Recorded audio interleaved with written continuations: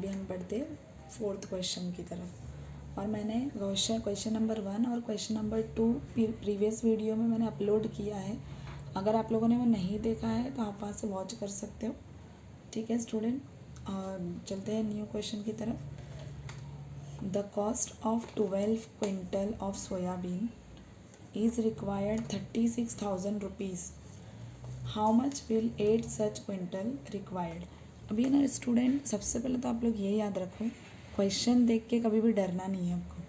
Question देख के अगर हम लोग डरते हैं यानी कि हमको कुछ भी नहीं आ रहा है। तो क्वेश्चन को समझना है।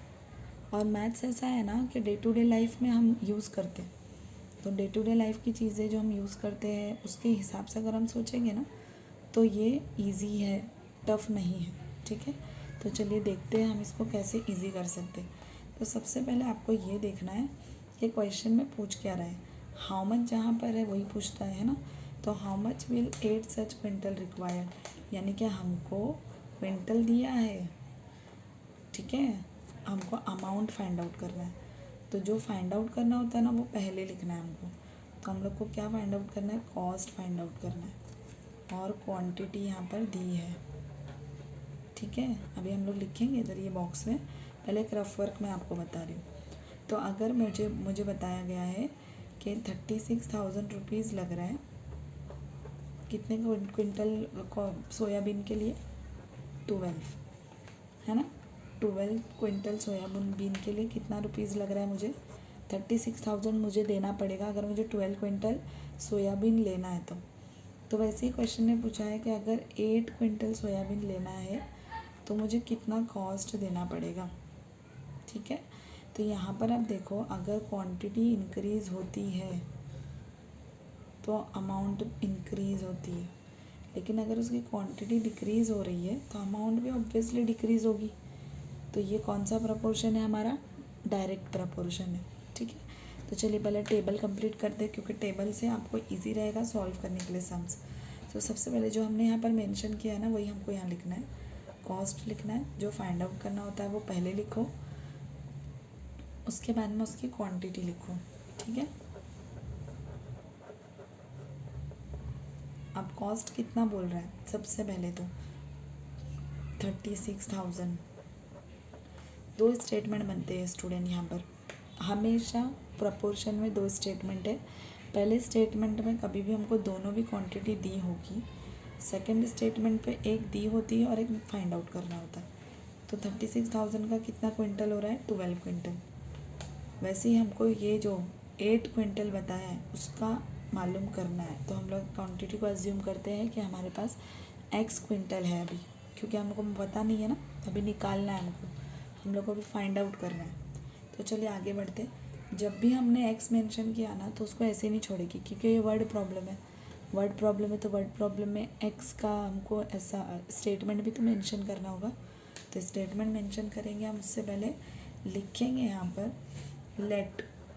कुछ भी हम लोग जब एज्यूम करते हैं ना तो उसको लेट वर्ड से ही डिफाइन करते हैं। तो आपको लिखना है let, what we have to find out वो देखना है आपको। तो कॉस्ट हमको फाइंड आउट करना, तो लिखना है लेट कॉस्ट ऑफ, कितने क्विंटल सोयाबीन का कॉस्ट है 8, तो लिखना let cost of 8 quintal soybean B rupees x। ये हमने अज्यूम किया है अभी। ठीक है, तो हमने बता दिया कि x है उसका। अब हमको क्या फाइंड आउट करना है, ये x को ही फाइंड आउट करना है। तो कैसे, सबसे पहले हमको बताना है कौन सा स्टेटमेंट है ये। तो ये स्टेटमेंट कौन सा है, तो हम लोग लिखेंगे therefore the cost of soybean and quantity, quintal नहीं लिखना है, क्वांटिटी लिखना है, quantity of soybean are in, कौन सा प्रपोर्शन बोला मैंने, डायरेक्ट प्रपोर्शन। तो ये दोनों डायरेक्ट प्रपोर्शन में वेरीज करते हैं। ठीक है स्टूडेंट, अभी इतना तो हमने लिख दिया। वर्ड प्रॉब्लम है, वर्ड प्रॉब्लम में स्टेटमेंट ज़रूरी होता है। स्टेटमेंट नहीं लिखेंगे तो आंसर का इनकम्प्लीट है, प्लस स्टेटमेंट नहीं लिखेंगे तो मार्क्स भी नहीं मिलेगा। तो अगर आपको अच्छे मार्क्स चाहिए तो आपको स्टेटमेंट के साथ ही अपने आंसर को कंप्लीट करना है। ठीक है, तो चलिए अभी जो हमने यहाँ पर टेबल में लिखा है ना, वही हम यहाँ पर लिखने वाले। तो क्या लिखेंगे, सबसे पहले लिखा है हमारे पास 36,000 upon 12। 36,000 upon 12 is equal to, दोनों प्रपोर्शन में क्या है, यहाँ पर वैल्यू जो है उसी के सामने वैल्यू आएगा, तो कौन है, उसके बाजू में x है, क्योंकि x की वैल्यू अभी हमको निकालनी है अपॉन 8, यानी कि यहाँ पर जो लिखा है ना वही यहाँ पर कॉपी कर, 36,000 अपॉन 12 कर दो, x अपॉन 8 कर दो, इतना हो गया है ना। चलो अभी आगे बढ़ते हैं, देखते हैं कि इसमें अभी हमको और क्या सॉल्व करना है।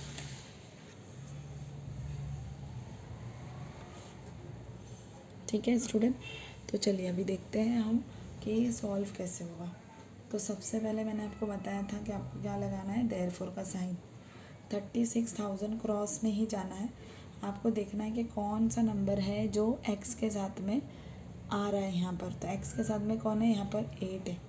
अब 8 है तो मैं 8 को क्या करूँगी, देखूँगी इसका पोजीशन। सबसे पहला इसका पोजीशन है डिवीज़न, डिवीज़न का कन्वर्जन होता है मल्टीप्लिकेशन, अभी मैंने जस्ट बताया आपको है ना पिछले वाले क्वेश्चन में।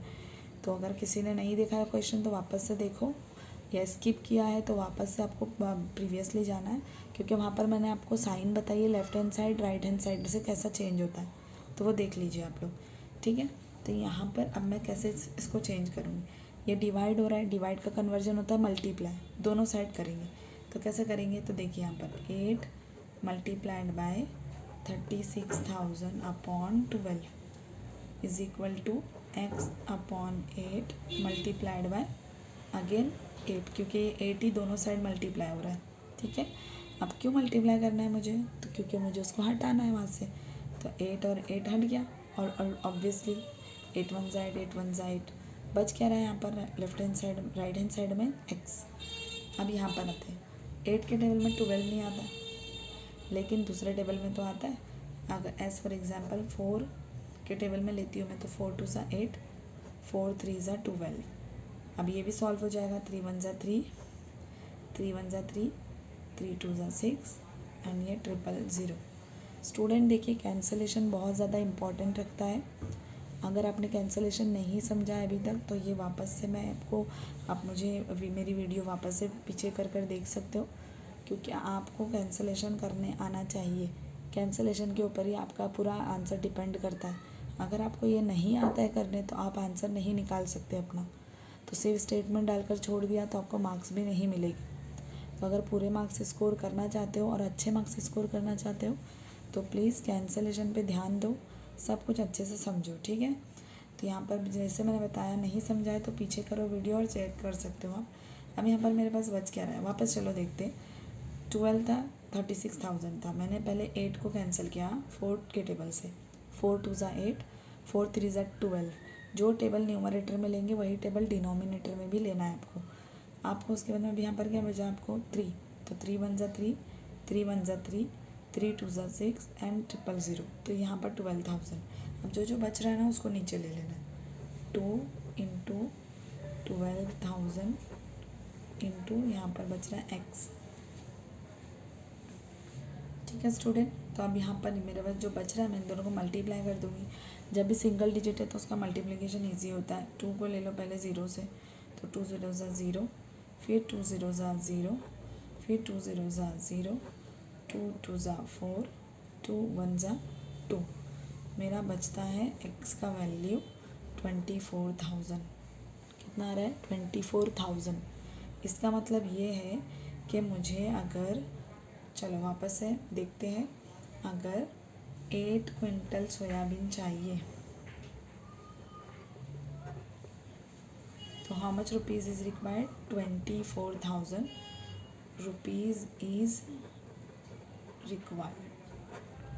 आप ये भी आंसर आपका कंप्लीट कर सकते हो। For 8 quintal soybean 24,000 rupees is required. ठीक है स्टूडेंट, तो देखिए वापस से एक बार लास्ट फाइनल आंसर कंप्लीट करेंगे हम अपना। यहाँ पर इसके आगे भी कुछ लिखना नहीं है, ये सिर्फ मैं एक रफ वर्क आपको समझा रही हूँ कि क्वेश्चन ने क्या पूछा था। वो देखो 36,000 का कॉस्ट था, जिसमें आपको 12 क्विंटल सोयाबीन आ रहा था। 8 क्विंटल सोयाबीन के लिए आपको कितना मिला, 24,000। यानी कि अगर आप 12 क्विंटल लेते हो तो आपको इतना पे करना पड़ेगा, लेकिन अगर आप 12 लेते हो तो आपकी अमाउंट डिक्रीज़ हो गई, क्वांटिटी डिक्रीज़ हो गई, तो अमाउंट भी ऑब्वियसली डिक्रीज़ हो जाएगी, है ना। तो ऐसे आपको आपका आंसर कंप्लीट करना है। जब तक आप ऐसे कंप्लीट नहीं करोगे आपको मार्क्स नहीं मिलेगा, ठीक है स्टूडेंट। तो देखिए वापस आप इसको स्क्रीनशॉट ले सकते हो, स्क्रीनशॉट ले लीजिए इसका, और वापस से अगर देखना चाहते हो तो वापस से रिवाइज़ करके देख सकते हो, आपको अच्छे से समझ में आ जाएगा, ठीक है। यहाँ पर मेरा क्वेश्चन स्टार्ट हुआ था, स्क्रीनशॉट लेना चाहते हो तो ले सकते हो, आप अपने फ्रेंड्स को शेयर करना चाहते हो तो शेयर कर सकते हो। ये मेरा 4th क्वेश्चन है, कंप्लीट हो गया है, ठीक है स्टूडेंट। तो इसके हिसाब से ही आपको प्रैक्टिस करनी है। अगर आप प्रैक्टिस नहीं करोगे तो आपको मार्क्स नहीं मिलेगा, वापस बता रही हूँ। तो इसके लिए मार्क्स लेना है आपको, तो प्रैक्टिस बहुत ज़्यादा ज़रूरी है। प्रैक्टिस नहीं करोगे तो मार्क्स नहीं मिलेगा, ठीक है।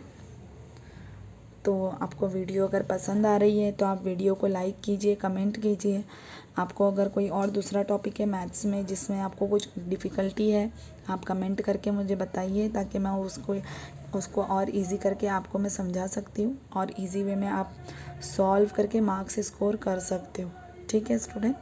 तो चलिए आज के लिए इतना ही। 5th क्वेश्चन और हमारा प्रैक्टिस सेट 38 हम एक साथ स्टार्ट करेंगे। आज के लिए बस इतना ही। Thank you very much for cooperation. Please subscribe to my channel and do more comment if you like video, share, subscribe and like my channel.